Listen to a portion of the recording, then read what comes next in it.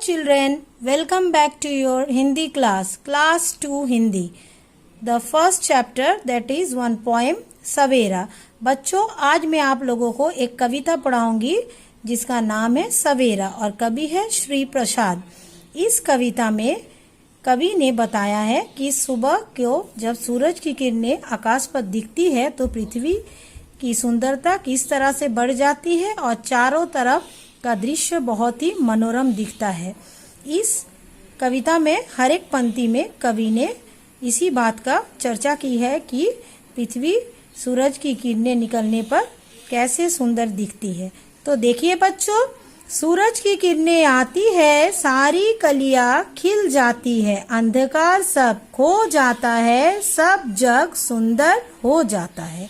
तो सूरज की किरणें जैसे ही पृथ्वी पर आती है, रात का अंधेरा सब दूर हो जाता है और जो फूल सुबह को अब खिले हुए दिखते हैं वो शाम को, पिछले दिन शाम को कली के रूप में रहती है और सारी पृथ्वी बहुत ही सुंदर दिखने लगती है. चिड़िया गाती है मिलजुल कर, बहते हैं उनके मीठे स्वर, ठंडी ठंडी हवा सुहानी चलती है जैसी मस्तानी. सुबह उठते ही चारों तरफ पक्षियों की चहचहाने की आवाज गूंजने लगती है हवा में जैसे मीठे स्वर की तरह. और सुबह की जो हवा आती है बहुत ही ठंडी और सुहावनी होती है और स्वास्थ्य के लिए भी बहुत लाभदायक होती है. इसीलिए तो सभी कहते हैं कि सुबह को हमें जल्दी उठकर ठंडी हवा का आनंद लेना चाहिए और सैर करना चाहिए, तब हमारा स्वास्थ्य भी अच्छा रहता है. अब देखिए, नई ताजगी नई कहानी नया जोश पाते हैं प्राणी.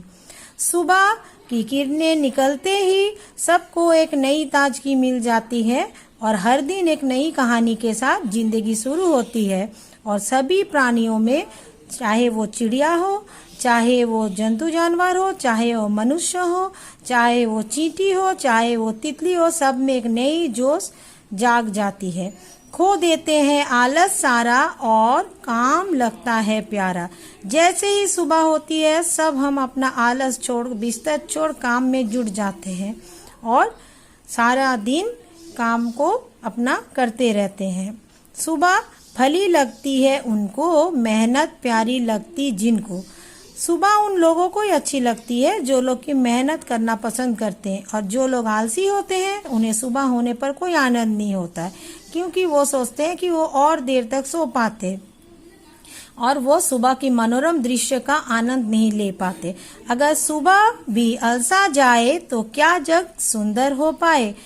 कभी कहता है अगर सुबह भी अपना आलस ना छोड़े और हम मनुष्य की तरह रात को सोए रहे और सुबह भी ना जागे तो और सुंदर जग कैसा हो पाएगा. इसलिए कवि ने बताया है कि सुबह को हमें जल्दी उठकर पृथ्वी की इस सुंदरता को अनुभव करना चाहिए और जो लोग आलसी होते हैं वो लोग इस सुंदरता का आनंद नहीं ले पाते हैं क्योंकि वो जल्दी बिस्तर छोड़ के उठते ही नहीं हैं.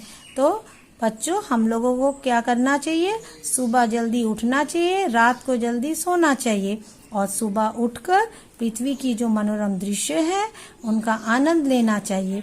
तो बच्चों, आप लोगों ने इस कविता को अच्छी तरह से समझा होगा. मैं फिर से एक बार दोहरा देती हूँ कविता की पंक्तियाँ.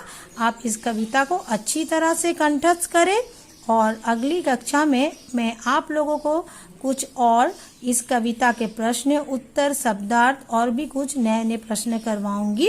तब तक आप लोग इस कविता को अच्छी तरह से कंठस्थ कर ले. देखिए, मैं फिर से एक बार कविता को दोहराती हूँ. सूरज की किरणें आती है, सारी कलियां खिल जाती है, अंधकार सब खो जाता है, सब जग सुंदर हो जाता है. चिड़िया गाती है मिलजुल कर, बहते हैं उनके मीठे स्वर, ठंडी ठंडी हवा सुहानी चलती है जैसी मस्तानी. नई ताजगी नई कहानी नया जोश पाते हैं प्राणी, खो देते हैं आलस सारा और काम लगता है प्यारा.